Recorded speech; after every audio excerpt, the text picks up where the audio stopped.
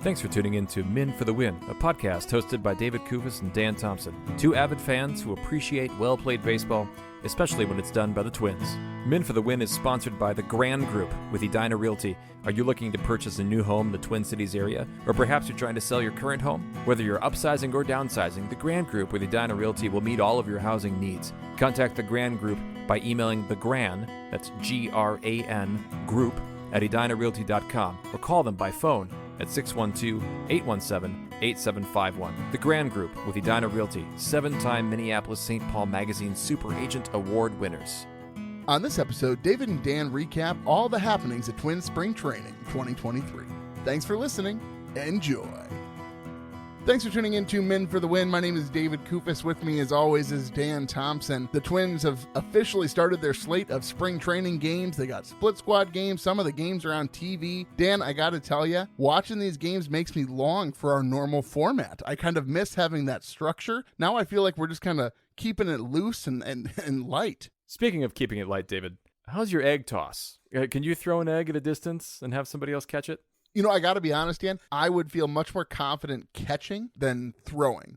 Well, did you see the Twins did this competition? So apparently this is part of Rocco Baldelli's managerial system, right? Is to just throw eggs back and forth.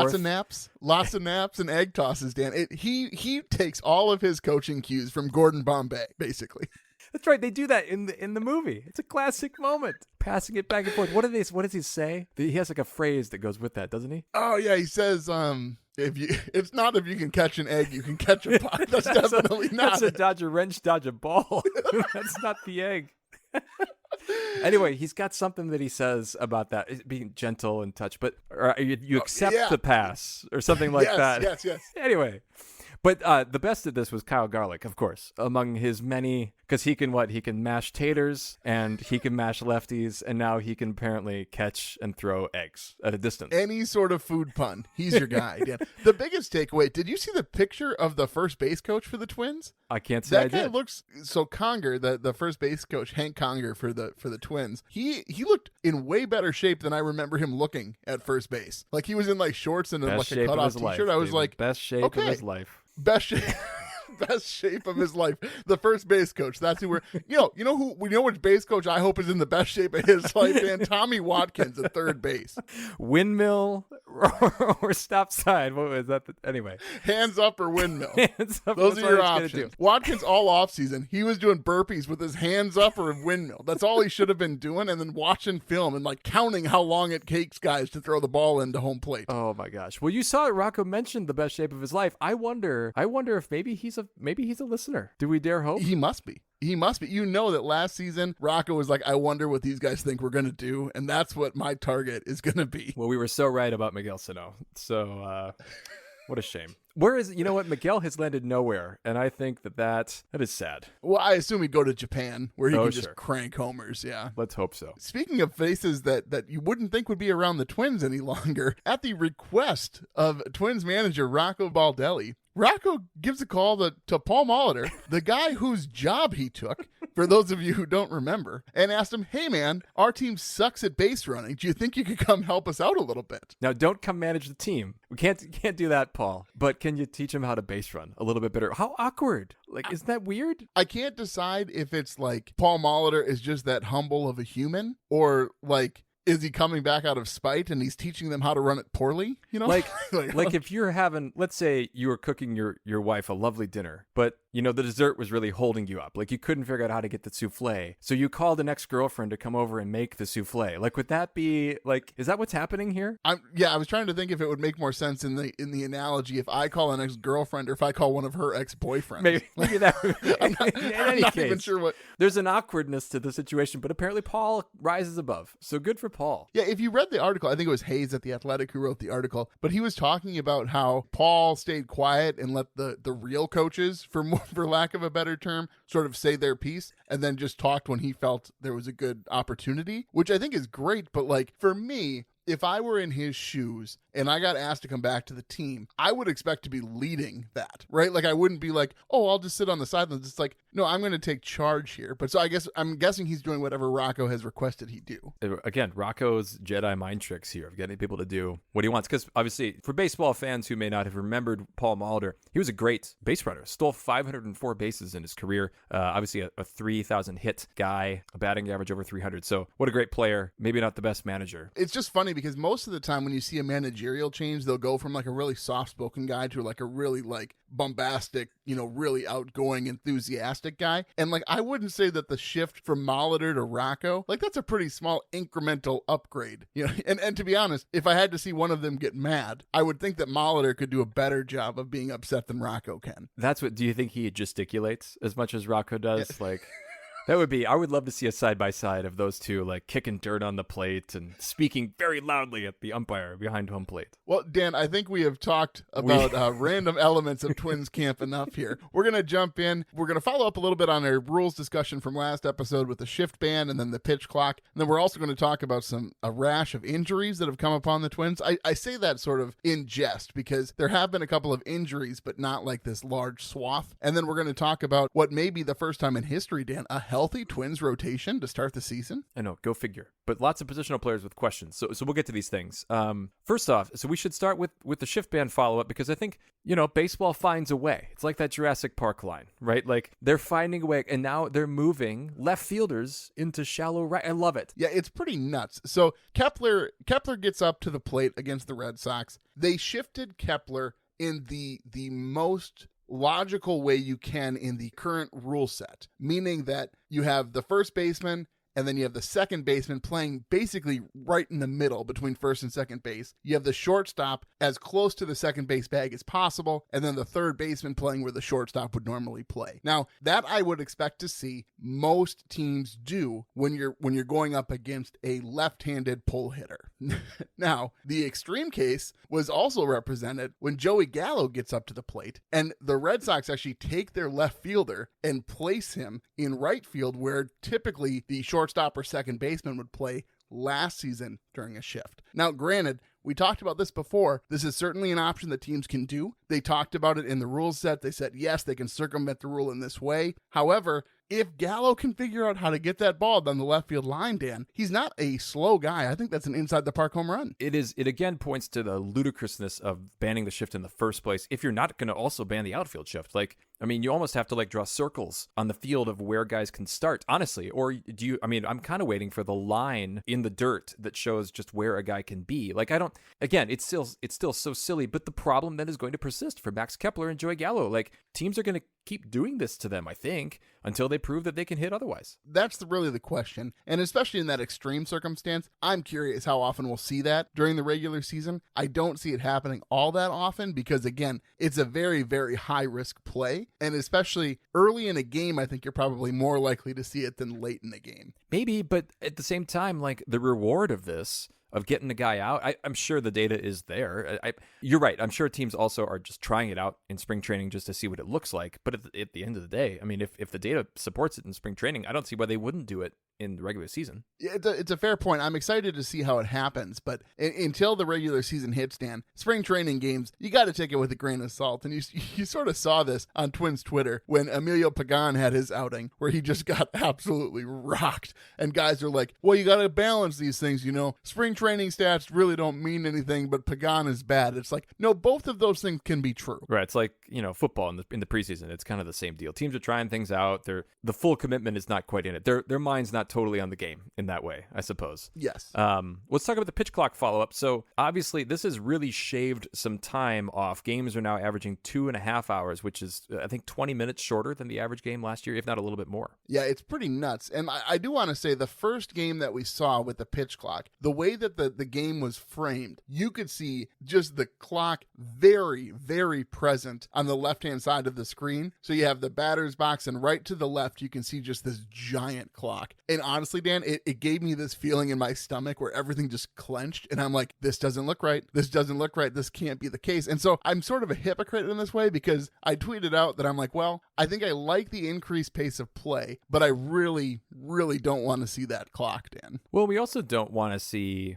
situations where it's a key moment, it's a full count, and then the batter's not ready or something, and then that moment becomes a forced walk because of the extra strike, or I guess either way, depending on how that situation goes. That is a little bit frustrating, and I guess that's why it's good that they're doing it in spring training, and guys are going to get used to it. I just wish there was like some clause, like, but not with a full count or something like that. But, I get that they can't do that. Yeah, like we said, it wouldn't surprise me if there were all of a sudden these sort of limitations in the ninth inning or, things like that. But I do want to give a quick shout out to Bally Sports North, who I don't think is going to exist much longer. I don't quite understand everything that's happening. Like, I'm just hoping I have a way to watch the Twins this season. But I do want to give a shout out to whoever designed the pitch clock presentation. Is really ingenious. So you have the little field that shows who's on base. And then what happens is at the 8-second mark in the middle of the diamond, the clock shows you 8 and then it gives you the countdown. So it's only present at the 8-second mark, which is when the batter has to be ready. And so you only see the clock when it matters, and it's very unobtrusive, right?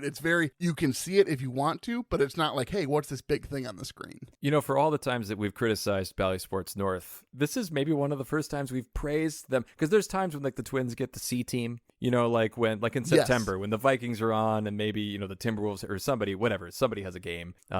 So yeah, good on Bally Sports if they even exist any longer. I don't know how. Maybe what baseball's gonna do, just put a camera in the center field, zoom it in a little bit, and then that's how we'll watch the game or something. Anyway, so I don't know. I am curious to see how this plays out, but I don't think that having a shorter baseball game is really going to be a bad thing. No, I do wonder, though, and there's been some discussion about this. Could you remove the 7th inning last call at baseball games because games are that much shorter? Maybe I'm misunderstanding how that timeline works, right? Because your goal is you want guys to sober up before they go home. So maybe you have to have it even earlier. I thought it was also just so that those people who are working concession stands can be done and wrapped up and go home at a reasonable time, too. Oh, that is a much more optimistic take than mine is. Yeah, I suppose that will kind of work itself through, but maybe we'll have to see. Well, next time we're at Target Field together, we can ask around. We can try to get that beer in the 8th inning and see if they're there. Well, there are a couple other things you have here. If you wanted to, something about Max Scherzer, you haven't even told me. You're keeping this a secret from me.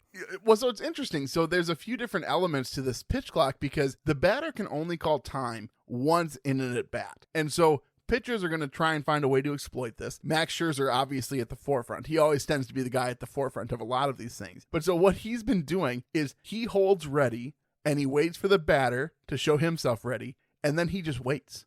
He just sits there and he waits. And he waits until the last possible moment. And what he's having happen, the batter calls time. Okay, well, that's your one time out. So now the rest of the at bat, Scherzer just holds the ball for like the solid 15 seconds before tossing it. And like baseball is all about timing, right? Guys mess with their toe taps, their leg kicks just to get their timing right. And so if you have a guy who can really control that at bat, knowing exactly when the ball is going to be thrown, and there's nothing that you can do about it, that gives a lot of power to the pitchers, Dan. So the idea, I guess, is that he still is getting kind of the same impact of holding the ball for... I guess I'm struggling to see how that gives him a distinct advantage. Because the batter, he still has to be ready at that 8-second mark, but Scherzer can still control that clock time. Like right down. It's like a quarterback who like snaps it right at the very last moment. Exactly. Well, I suppose, we'll see the smart pitchers kind of try to work their way through this, right, to try to find a new advantage. That's one of the great things about sports is that people are always trying to find just that little bit of edge, and it's hard to argue with a guy like Max Scherzer. Absolutely. So the last bit here, it doesn't really have to do with the pitch clock, but just something that MLB has stated. They're going to be doing a more intense sticky stuff investigation. Now, for Twins fans and Padres fans, this may seem like the investigation is thorough enough. If you remember Karinchak, he had his hair. I mean, he was basically at the salon. Man, the umpire was all up in there. And then Musgrove, if you remember, you would think that they were sanitizing his ear for a piercing, the way that ump was up in his ear. But they're saying that basically pitchers would know when they were going to get checked because it was sort of set after which innings they'd be checked. And now it's going to be a little bit more random. So pitchers really need to be more careful if they are trying to get away with using some additional sticky stuff. Why wasn't it random before?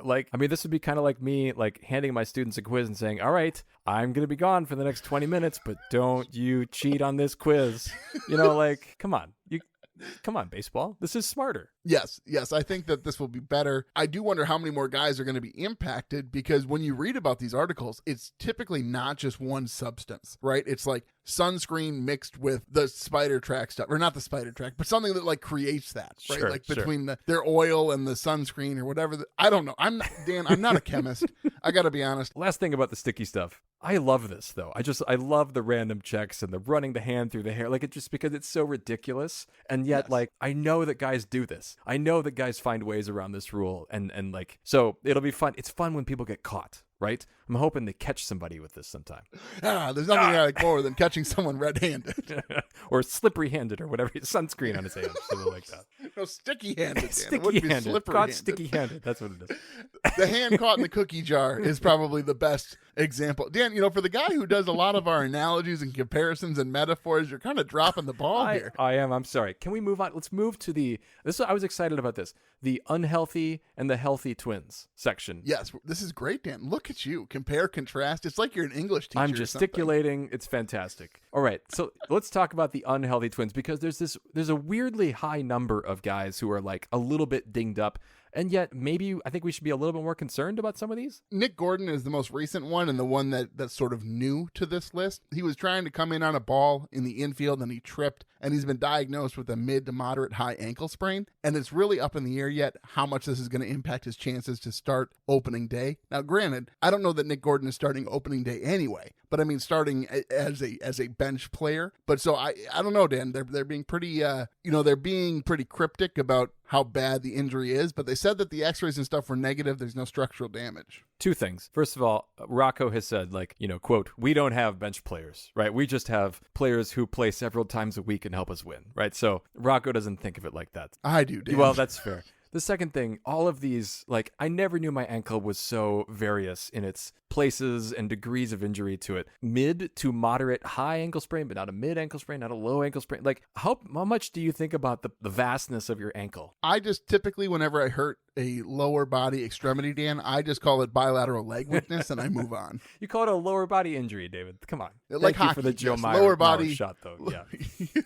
Anyway. I was going to say, you didn't even catch it? And then I caught it. I catch them all. But I do. It is a little concerning. Obviously, when we hear about high ankle sprains in football, all the doctors rush in to tell us exactly how many minutes they're going to be out. So, but it is a little bit concerning. So secondly, you've probably noticed if you've been watching these spring training games, Jose Miranda has been in the lineup, but he hasn't been playing in the field. He's only been DHing. And so I guess this is due to a sore shoulder that he isn't actually throwing currently. So it doesn't impact him batting, and actually he's done quite well in the spring thus far, but he can't throw. I do wonder, it makes me think, is he worth bringing onto the roster if he can't play third base just as a DH? Because I lean yes, I think. I do think he's worth having for his bat, but that is concerning because they wanted to rotate the DH. They didn't want to just give it to one guy, and it's a problem to me. I also don't understand how you can swing a bat at the Major League Baseball level and not be able to throw, or vice versa. Like, that's stunning. It seems odd because the motion is somewhat similar, is it not? I mean, I'm just thinking about like the way that I throw a ball and the way that I swing a bat. But again, he's obviously effective with it, and so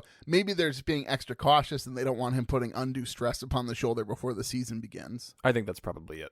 So then we have to talk about this, Dan. So Jordan Belozovic, he has been a highly touted prospect for the Twins, at least as recently as a couple of years ago. And then he sort of had some disastrous seasons. He's had some injuries that he's struggled with. And this season, Dan, it seems like this guy just can't catch a break. Supposedly, Dan, he was out the night before spring training began, and he was having a couple of drinks, and some random guy just came up and punched him in the face, which required his jaw to be wired shut, and he's not going to be ramped up until mid to late March to start a throwing program. And so the Twins, I think they're a little bit suspect about what actually happened here, because Belozovic had said, I didn't talk to this guy. I didn't see him. It came out of nowhere. And the Twins pretty much immediately sent him down to AAA, like before any other cuts were made. Yeah, I think that's a statement. And it's funny, like the quote, like, I didn't see it coming. I wasn't paying attention. I was walking, and the next thing I know, I got hit.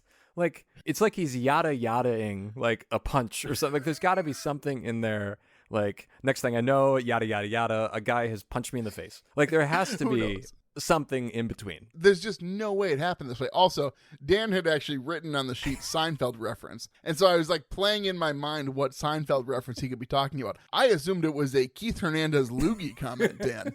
that it was just, but no, apparently not. This was a yada yada comment. Well done. Thank you. And then the other issue that we have here with the Twins is that Buxton, Polanco, and Kirilov are still also managing their own mysterious ailments as well. Yeah, so Buxton is obviously, I think, less concerning, at least to me, because it makes sense that they're being really, really careful with him, and they just want him to be healthy for the season. Polanco, I guess I sort of understand that as well. He's still nursing his knee. And then Kirilov, you referenced an article at Twins Daily, if you want to talk about some of the comparisons that were written about there. Well, so this was something I didn't know. So the Twins Daily brought up Kirk Gibson, who apparently, and you might know him from his World Series heroics, he apparently had a similar injury where they actually did shave off some of the bone in his wrist as well. And so and then he obviously went on and he had a great season, but he did miss some time in the early 80s to that. But then after that, I mean, he was an MVP and obviously hit the home run in the World Series. So I think that's a hopeful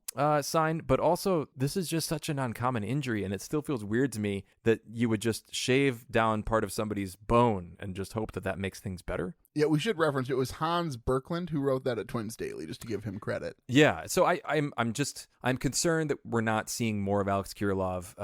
I know that they're being careful with him, but at some point he's got to play, and it's been a while since this surgery happened. Yeah, I'm most curious if something nuclear does happen here, where this is silly that I'm starting with Gordon, but let's just assume Gordon can't go, Miranda can only bat, and Buxton, Polanco, and Kirilov aren't ready to start the season. Oof. Now, granted, this is a worst case scenario. I'm trying to paint it in my mind as the worst possible scenario as of right now, sure. Right? Like barring any other injuries or whatnot. This roster makeup, Dan, looks significantly different. However, some of the depth that the Twins have brought in starts to look a little bit better, knowing that you have guys who can step up in their place. And my big question here, if Polanco can't go, is it possible we see one of these young guys everybody keeps talking about, Brooks Lee or Edward Julian, make a move? Yeah, there was a good article on The Athletic, I think it was today, by Gleeman about Julian and how successful he's been. And we've seen Twins like Miranda, maybe not in Miranda's first time up with the major league club, but he stuck around the second time. It's amazing how quickly injuries can lead to turnover in positions. We joke about Miguel Sano, but I mean it's a big change.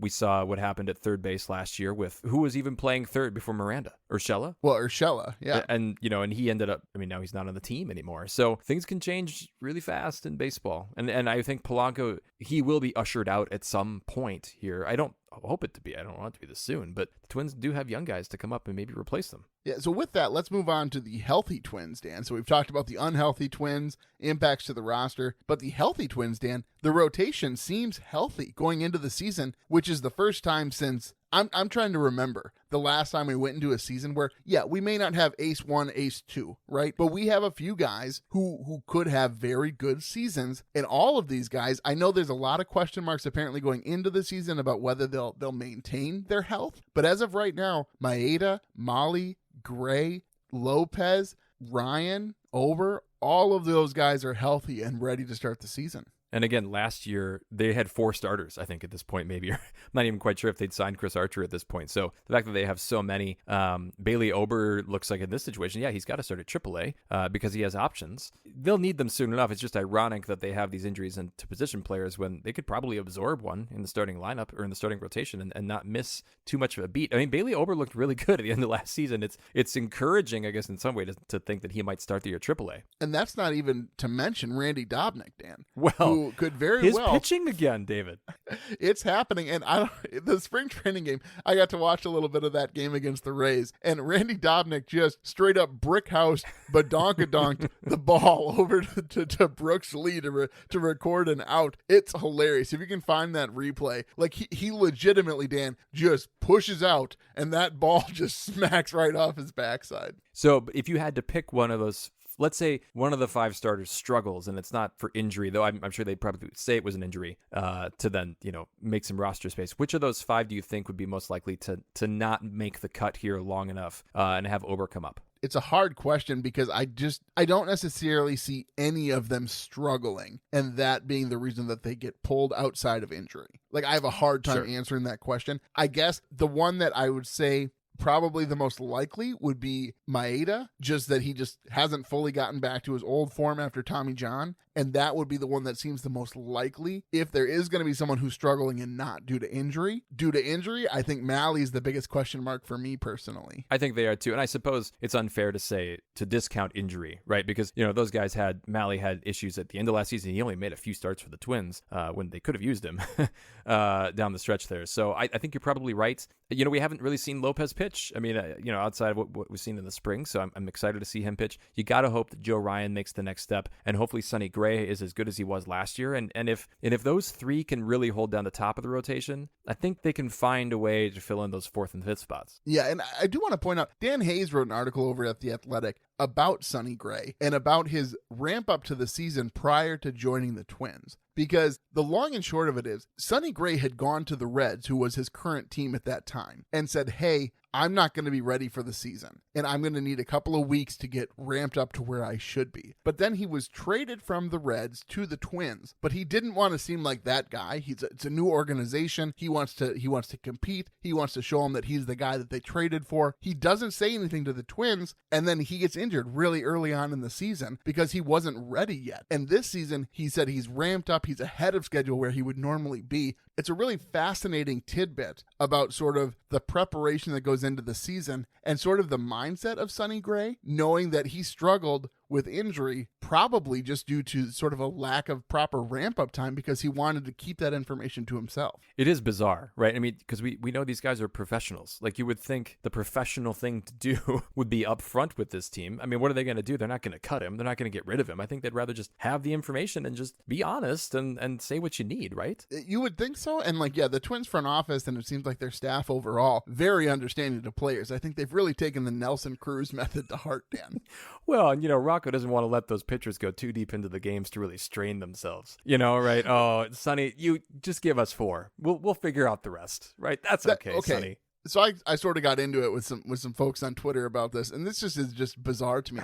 No, Rocco needs to let guys go deeper into games. And just because you can say, well, last season there was an average innings pitched. No, that's not the question. A quality start is 6 innings, and that should not be out of the question. I don't care what the league average is. I care what our starters produce. Absolutely. And you would hope that the Twins can increase that number and get some more quality starts because they have quality starters, right? So yes. These guys, if this is going to be a team that's going to make a run to the playoffs and hopefully within the playoffs, they need some guys to be consistently going 6, 7, 8 innings. That's just kind of what they need. Great teams have great starting pitching that does that. And if Rocco doesn't think he's got those arms to do it, then this team just isn't good enough to make the playoffs. Yeah, I think that their offensive lineup, if they're healthy, they're good to go, Dan. And honestly, I think this rotation could very well be maybe top 5 in the AL. I think that's probably the ceiling, right? There's going to be teams that they're just not going to be able to compete against rotation to rotation, and you're going to need some good bounces. But I don't think top 5 is out of the question for the season. No, and to come back to where we talked at the beginning of the shift ban, I think they need Kepler and Gallo to figure this out, and they either need to hit the other way or they need to hope the teams aren't going to shift them like that.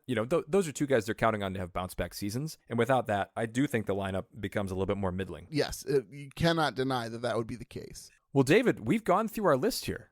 I don't know that there's much else to say. I do want to leave us with a little bit of a high note, Dan, before we call it quits for the episode. So MLB.com put together 5 under-the-radar MVP predictions for 2023. And I guess I would say, going into the season, if you were a betting person, you would probably bet on an MVP for the Twins to be Carlos Correa. There's a lot of pressure on him going into the season. He signed this new contract. Clearly, he's a guy who the Twin Cities are excited about. However, Dan, this article has your guy, Byron Buxton, as the under-the-radar MVP prediction for this season. I think he has the higher ceiling.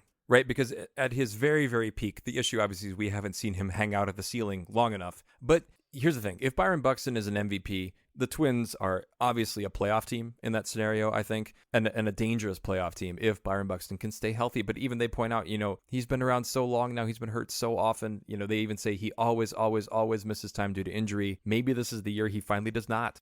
Odds are he's got to have a healthy season, right? I guess I don't know how the odds work in this regard, but it does seem like there should be a season where he doesn't get injured. It just seems like there should be. And when that season happens, that is a great Twins team. And that's why they signed him to that contract. And I think just just functionally, that's where the Twins have put their chips, right? They've put them on the fact that Byron Buxton, one of these 7 years on this contract, is going to have a fantastic MVP season. So I think that's a good place to leave it, Dan, on these high notes, thinking about Byron Buxton being named MVP for 2023. But a couple of production notes here. So we'll probably have one more episode before our season prediction episode, which will drop on opening day. And then I think it's good, Dan, that we prep the listeners right now. So Dan Thompson has been very dedicated to this podcast, as have I, and we try and have an episode for every single series that the Twins produce. And we've missed a couple, typically due to illness or travel restrictions, things like that. However, to start this 2023 baseball season, the first 3 episodes of the season, I will not be with Dan Thompson. I will be with Andrew Hogs Hoganson, because Dan Thompson has decided a trip to Chile is more important than the podcast, Dan. Chile. I think it's pronounced Chile.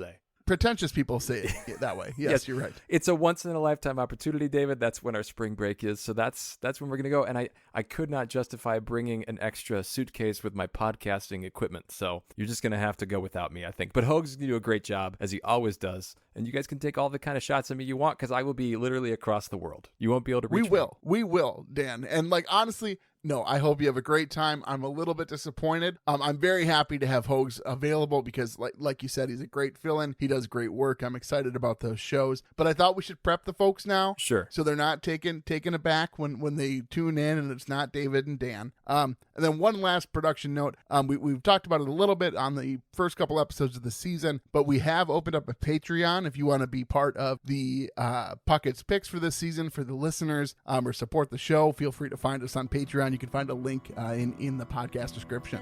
All right, David. Well, thanks for mentioning all that. I guess I'll send us out while I have the chance here. Well, folks, if you like what you hear, please tell a friend. You can follow us on Twitter at Men for the Win. You can find our Men for the Win Facebook page as well. Make sure you've subscribed to the podcast on your favorite podcast platform or on YouTube so you're notified when new episodes are available. And if you could leave us a rating, that would be great. If you'd like to support the show further, you can find us on Patreon. Thanks for listening. And as always, go Twins. That'll wrap up another episode of Men for the Win, a podcast hosted by David Kufis and Dan Thompson, 2 avid fans who appreciate well-played baseball, especially when it's done by the Twins. Thanks so much for listening, and as always, go Twins.